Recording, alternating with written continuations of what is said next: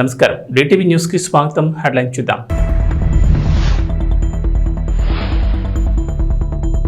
రాజధాని నిర్మాణ పనుల ప్రారంభానికి ముహూర్తం ఫిక్స్. ఏపీ మున్సిపల్ శాఖ మంత్రి నారాయణ కీలక అప్డేట్.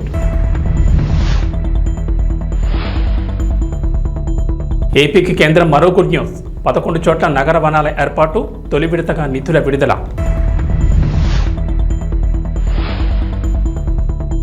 తెలుగు రాష్ట్రాల్లో మరో టూరిస్ట్ స్పాట్, 2 స్టేట్స్ మధ్య ఐకానిక్ బ్రిడ్జ్.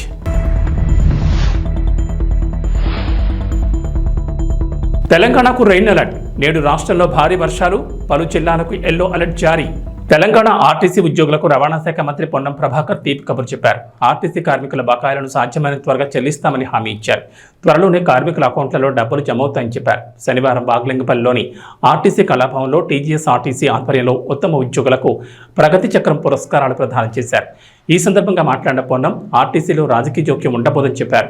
ప్రయాణికులను సురక్షితంగా గమ్యస్థానాలకు చేర్చడమే సిబ్బంది ప్రధాన లక్ష్యం కావాలన్నారు. కొన్నేళ్లుగా కార్మికులకు చెల్లించాల్సిన క్రెడిట్ కోఆపరేటివ్ సొసైటీ సొమ్ము, డిఏలు, పిఎఫ్ తదితర బకాయిలను త్వరలో చెల్లించనున్నట్లు చెప్పారు.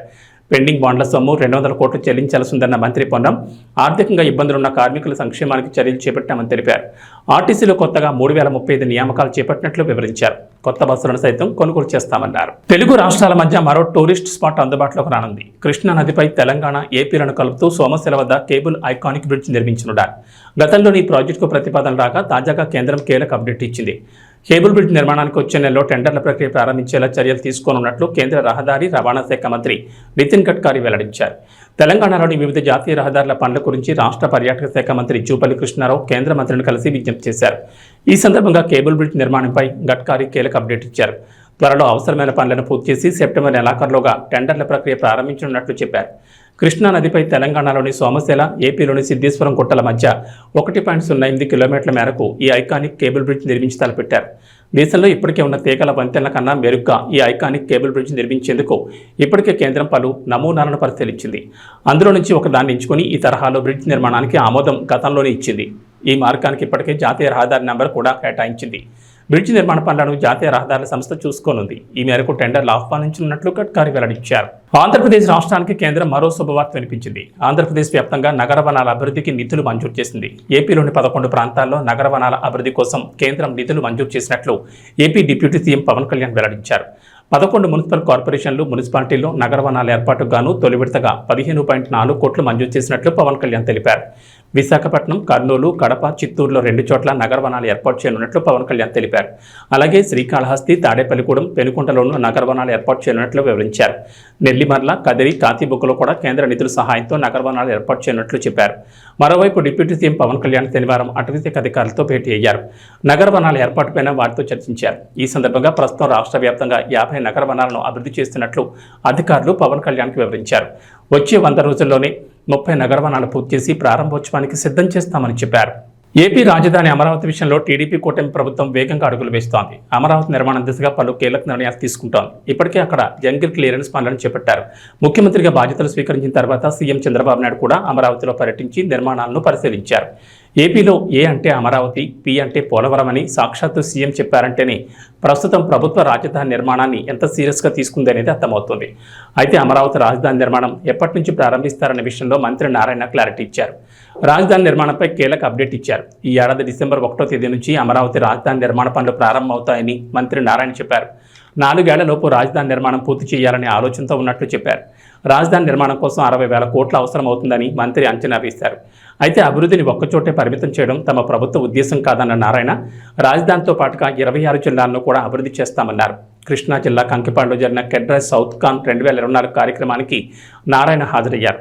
ఈ సందర్భంగా మాట్లాడిన నారాయణ నిర్మాణ రంగంలో బిల్డర్ల అనుమతుల కోసం ప్రత్యేక సాఫ్ట్వేర్ తెస్తామన్నారు. అలాగే సింగిల్ విండో అనుమతులపైన చర్చిస్తామన్నారు. ఇక సాధ్యమైన త్వరగా రాజధాని నిర్మాణం పూర్తి చేసి ప్రపంచంలోని ఉత్తమ నగరంగా అమరావతిని తీర్చిదిద్దామని నారాయణ అన్నారు. తిరుపతి స్విమ్స్ వైద్యులు శనివారం నిరసన బాటపట్టారు. హాస్పిటల్లో చికిత్స తీసుకుంటున్న పేషెంట్ బంగారాజు డ్యూటీలో ఉన్న డాక్టర్పై దాడి చేయడంతో ఆసుపత్రి జూనియర్ డాక్టర్లు ధర్నాకు ఉపక్రమించారు. తమకు న్యాయం చేయాలంటూ నినాదాలతో హోరెత్తించారు. టీటీడీ ఈవో వచ్చేంత వరకు నిరసన కొనసాగిస్తున్నామని జూనియర్ వైద్యులు అన్నారు.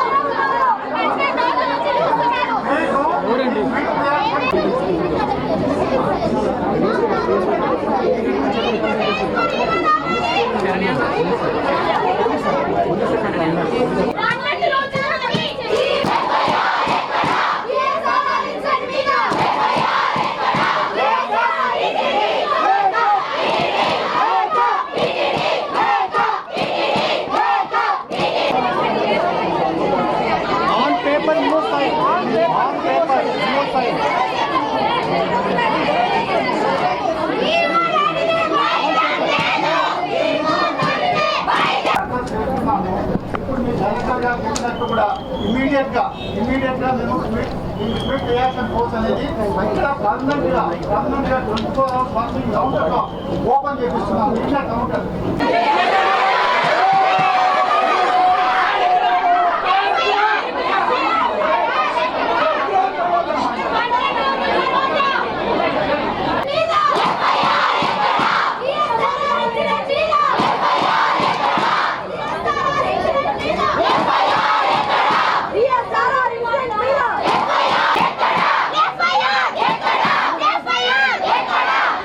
ఒక డాక్టర్ని ఇంటర్న్ డాక్టర్ని ఒక పేషెంట్ అటెండర్ వచ్చి జుట్టు పట్టి లాగి బల్లకేసి గుద్ది కొట్టాడండి.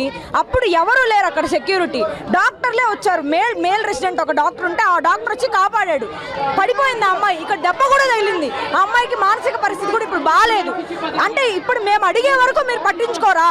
సెక్యూరిటీ మీకే మీరు కల్పించేది ఉండదా? ఇప్పుడు అక్కడ మేము వాళ్ళని మేమే కాపాడాలి, మమ్మల్ని మేమే కాపాడుకోవాలంటే ఎలా కుదురుతుంది? ఇది చాలా చాలా చాలా తప్పు. మేము 12 రోజుల నుంచి ప్రొటెస్ట్ చేస్తున్నాం బయట. ఎవ్వరు ఒక్కరు కూడా కదిలి వచ్చి మాతో వచ్చి మాట్లాడలేదు. ఇప్పుడు ఈఎండి దగ్గర ఇప్పుడు ఇంత పెద్ద ప్రొటెస్ట్ చేస్తుంటే ఒక్కొక్కరు వస్తున్నారు. ఇప్పుడు కూడా ఈఓ గారు రావట్లేదు. ఈఓ గారు వచ్చి మాకు పేపర్ పైన సంతకం చేస్తేనే మా డిమాండ్స్ అన్నింటినీ ఓకే చెప్తేనే మేము ఇక్కడి నుంచి కదులుతాము. ఎవరు ఈఎండి డ్యూటీస్ కూడా చేయట్లేదు. ఇప్పుడు మా బాధలు అవి. అది సామాజిక బాధ్యతతో పేదింటి వారిని ఎంచుకుని సామూహిక వివాహాలు చేస్తున్న పబ్బ శ్రీనివాస్ వాసవి దంపతులు సమాజానికి ఆదర్శప్రాయులని కంటోన్మెంట్ శాసనసభ్యుడు గణేష్ అన్నారు. డైమండ్ పాయింట్ వద్ద ఏర్పాటు చేసిన కార్యక్రమంలో త్వరలో జరగబోయే సామూహిక వివాహాలకు సంబంధించిన గోడపత్రికను ఆవిష్కరించారు. నవంబర్, డిసెంబర్ మాసాల్లో 116 జంటలకు పెళ్లి వేడుకతో పాటు అన్ని ఏర్పాట్లు చేసి తమ సొంత ఖర్చుతో వివాహాలు జరిపించనున్నట్లు తెలిపారు.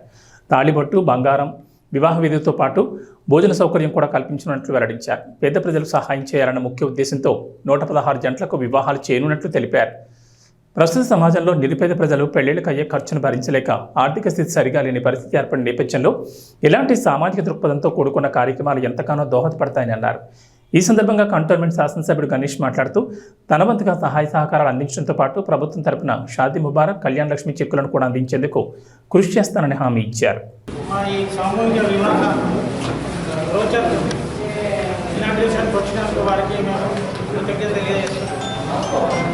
తర్వాత ఇది 116 మంది పేద కుటుంబాలకు సామూహిక వివాహం చేయాలని నా కొడుకు నేను నిర్ణయం తీసుకోవడం వల్ల ఇది మేము ఈ కార్యక్రమం జరపాలని తీసుకున్నాము. అందుకు పెద్దల ఆశీర్వాదం తీసుకొని ప్రతాపన గారు, ఎమ్మెల్యే గారు, మధుకర్ గారు, రవీంద్ర గారు, సదానంద్ వీళ్ళంతా కూడా సహకరించి మేము మీడియా మిత్రులు మీరంతా సహకరిస్తే ఈ కార్యక్రమం చాలా సక్సెస్ఫుల్ అవుతుందనే ఆలోచనతో ఇందులో తీసుకున్నాము. మీరందరూ కూడా మాకు ఈ కార్యక్రమాన్ని అంటే ఈ సభ్యులు కావాలి.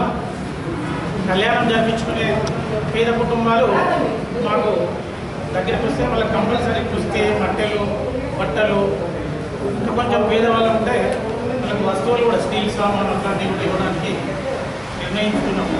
కాబట్టి దయచేసి మీరంతా కూడా దీన్ని సహకరించి మన ఎమ్మెల్యే గారు కూడా వారి కాలనీలో ఉన్నటువంటి వాళ్ళని తీసుకుని ఈ కార్యక్రమం ముందుకు చూస్తున్నా. ఇది కూడా పెద్ద ఎత్తున అంటే ఇంపీరియల్ గార్డెనో లేదంటే పేదల గ్రౌండ్లో ఎక్కువనో ఈ కార్యక్రమం కంపల్సరీ చేస్తాము. అయితే ఒక కుటుంబానికి 50 నుంచి 100 మందికి భోజనాలు కూడా ఏర్పాటు చేస్తాం. భోజనాలు కూడా మేమే అందరూ కూడా జూబ్లీ బస్టాండ్ నుండి షామీర్పేట్ వరకు, ప్యారడైజ్ కూడల్ నుండి మేడ్చల్ వరకు ఫ్లైఓవర్ల నిర్మాణానికి మొట్టమొదటిసారి రక్షణ శాఖ భూములను ఇచ్చి హైదరాబాద్ అభివృద్ధికి కేంద్ర ప్రభుత్వం సహకరిస్తోందని మల్కాజ్గిరి ఎంపీ ఈటెల రాజేందర్ తెలిపారు. కంటోన్మెంట్ బోర్డు కార్యాలయంలో బ్రిగేడియర్ అధ్యక్షులు జరిగిన సమావేశంలో MLA Ganesh, MP Etela Rajender, board chairman Ramakrishna, CEO Madhukar Naik అధికారులు పాల్గొన్నారు. సమావేశంలో సర్వీస్ ఛార్జీలు తీసుకోవడానికి కృషి చేస్తానని ఈటెల తెలపగా, ఇప్పటికే వివిధ అభివృద్ధి కార్యక్రమాలకు రాష్ట్ర ప్రభుత్వం నుంచి నిధులు తీసుకొచ్చానని, స్పోర్ట్స్ కాంప్లెక్స్ భవన నిర్మాణానికి కూడా నిధులు తీసుకొస్తానని ఎమ్మెల్యే గణేష్ హామీ ఇచ్చారు. ఈ సందర్భంగా ఈటెల రాజేందర్ మాట్లాడుతూ కంటోన్మెంట్ అభివృద్ధికి కేంద్ర ప్రభుత్వం కట్టుబడి ఉందని అన్నారు. అనేకేళ్ల నుంచి ఉంటున్న పేద ప్రజలకు స్థలాలను రాష్ట్ర ప్రభుత్వం భూమిని కేటాయించి క్రమబద్ధీకరించాలని, చనిపోయిన 125 మంది పారిశుద్ధ్య కార్మికుల కుటుంబ సభ్యులకు కారుణ్య నియామకాలు చేయాలని విన్నవించినట్లు వెల్లడించారు. గణేష్ మాట్లాడుతూ కంటోన్మెంట్ అభివృద్ధికి రాష్ట్ర ప్రభుత్వం పూర్తి సానుకూలంగా ఉందని, ఇటీవలనే 5.49 కోట్ల నిధులు విడుదల చేయడం జరిగిందని తెలిపారు. కేంద్రం నుంచి రావాల్సిన సర్వీస్ ఛార్జీలు రాకపోవడం కారణంగానే అభివృద్ధి కుంటుపడిందని, ఇప్పటికైనా పెండింగ్ ఛార్జీలు తీసుకొచ్చే విధంగా ప్రయత్నం చేయాలని ఎంపీని కోరినట్లు పేర్కొన్నారు. ధోబిఘాట్లో స్పోర్ట్స్ కాంప్లెక్స్ కోసం ఇవ్వాలని కోరినట్లు, అక్కడ రాష్ట్ర ప్రభుత్వ సహకారంతో అంతర్జాతీయ స్థాయి ప్రమాణాలతో నిర్మాణం చేపట్టనున్నట్లు స్పష్టం చేశారు. అందరికీ నమస్కారం. ఈరోజు బోర్డు మీటింగ్ సందర్భంగా అనేక విషయాలు చర్చలో భాగంగా యాజ్ ఎమ్మెల్యేగా కొన్ని విషయాలు మన కంటోన్మెంట్ కాన్స్టిట్యున్సీకి ఏదైతే అవసరం ఉందో దాని మీద చర్చించడం జరిగింది. చర్చతో పాటు రిప్రజెంటేషన్ కూడా ఇవ్వడం జరిగింది.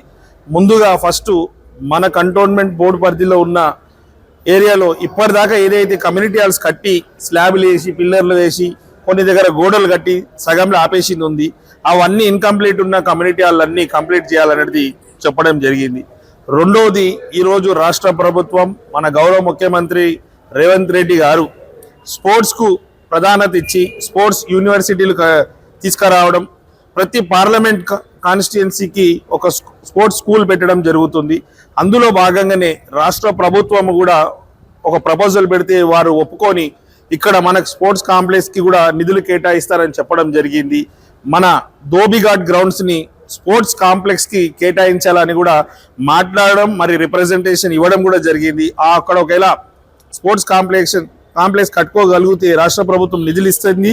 కంప్లీట్ అయితే మన దగ్గర ఎంతో మందికి స్పోర్ట్స్ మెన్ని తయారు చేయడానికి, స్పోర్ట్స్ గర్ల్స్ కావచ్చు, ఉమెన్స్ కావచ్చు, స్పోర్ట్స్ మెన్స్ని కూడా తయారు చేసి అంతర్జాతీయ స్థాయిలో పోటీలో పాల్గొనే సామర్థ్యం మన దగ్గర ఉన్నా కూడా సరైన వసతులు లేక స్పోర్ట్స్ మెన్లు రాణించలేకపోతున్నారు.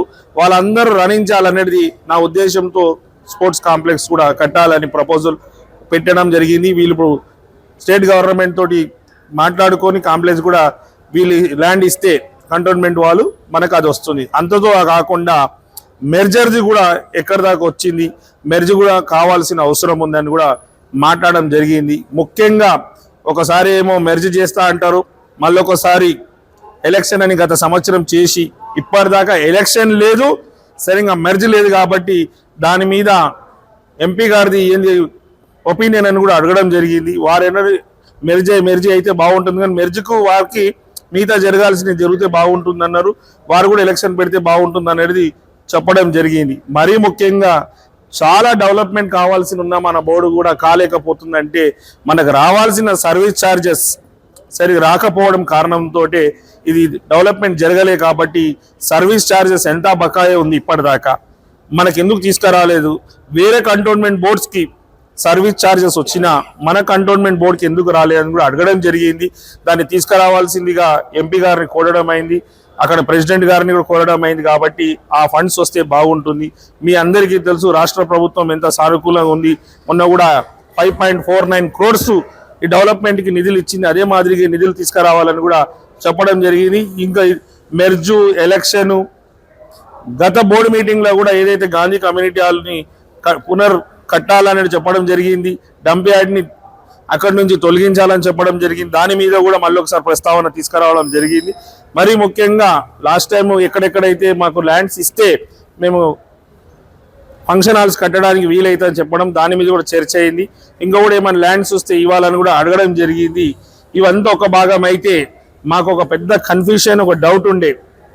మాటికి కొంతమంది మోడీ ఫండ్ అని చెప్తే మోదీ గారు సొంత నిధులు ఎంత ఇస్తారంటే వారు ఏమన్నారు, మోదీ గారు సొంత నిధులు ఏముండదు, ఏమున్నా ప్రజానిధులతో డెవలప్మెంట్ అవుతుంది, కానీ పర్సనల్ మోదీ గారి నుంచి ఏం ఫండ్స్ రాలేదని చెప్పారు. ఇవన్నీ జరిగింది ఈరోజు. Thank you.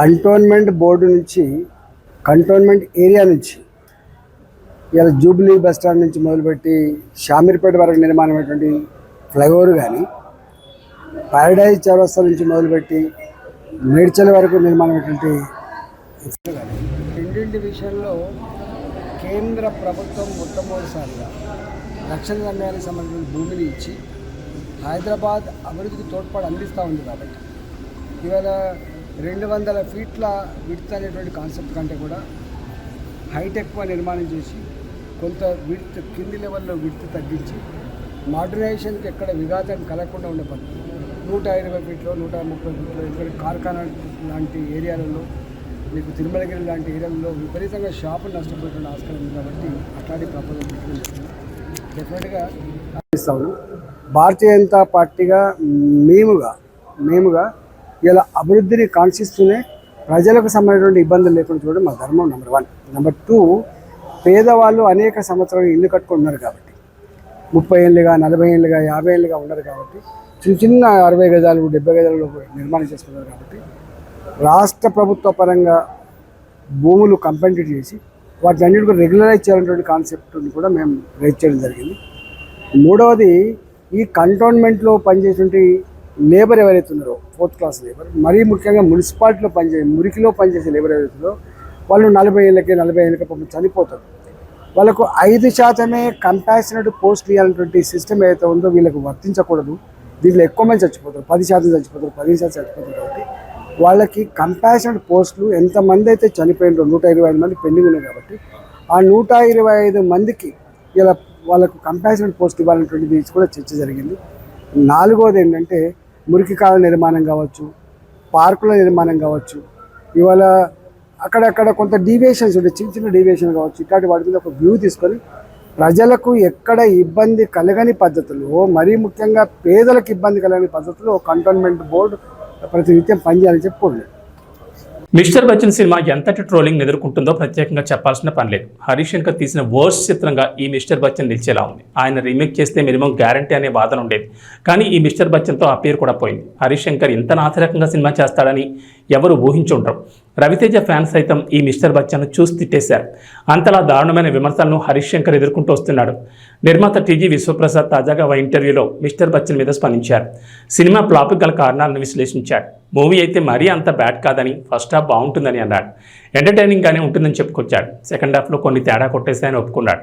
మా వైపు కాస్త పాజిటివిటీ ఉన్నా మేము పోరాడేవాళ్ళమని విశ్వప్రసాద్ చెప్పుకొచ్చారు. మీడియాతో ఇచ్చిన ఇంటర్వ్యూల వల్ల గబ్బు అయిందంటూ చెప్పుకొచ్చారు. ఇక వాతావరణ విషయానికి వస్తే తెలంగాణకు హైదరాబాద్ వాతావరణ శాఖ అధికారులు మరోసారి రెయిన్ అలర్ట్ జారీ చేశారు. రాష్ట్రంలో ఇవాటి నుంచి 5 రోజుల పాటు భారీ వర్షాలకు ఛాన్స్ ఉందని చెప్పారు. ఈ మేరకు పలు జిల్లాలకు ఎల్లో అలర్ట్ జారీ చేశారు. ప్రజలు ఇళ్లకే పరిమితం కావాలని, అత్యవసరమైతే తప్ప బయటకు రావద్దని హెచ్చరించారు. తెలంగాణను వర్షాలు వేయడం లేదు. రాష్ట్రంలో ప్రతిరోజు ఏదో ఒక మూల వర్షాలు కురుస్తూనే ఉన్నాయి. తాజాగా మరోసారి రాష్ట్రానికి వర్ష సూచన జారీ చేశారు హైదరాబాద్ వాతావరణ శాఖ అధికారులు. ఇవాళ రాష్ట్రంలో పలుచోట్ల భారీ వర్షాలు కురుస్తాయని చెప్పారు. ఉత్తర పశ్చిమ బెంగాల్, ఈశాన్య జార్ఖండ్ ప్రాంతాల్లో అల్పపీడనం ఏర్పడిందని వాతావరణ శాఖ అధికారులు వెల్లడించారు. దీనికి అనుబంధంగా ఆవర్తనం కూడా సగటు సముద్ర మట్టానికి 7.6 కిలోమీటర్ల ఎత్తులో కేంద్రీకృతమైందని అన్నారు. ఏబీ బులెటిన్ విశేషాలు. నమస్కారం.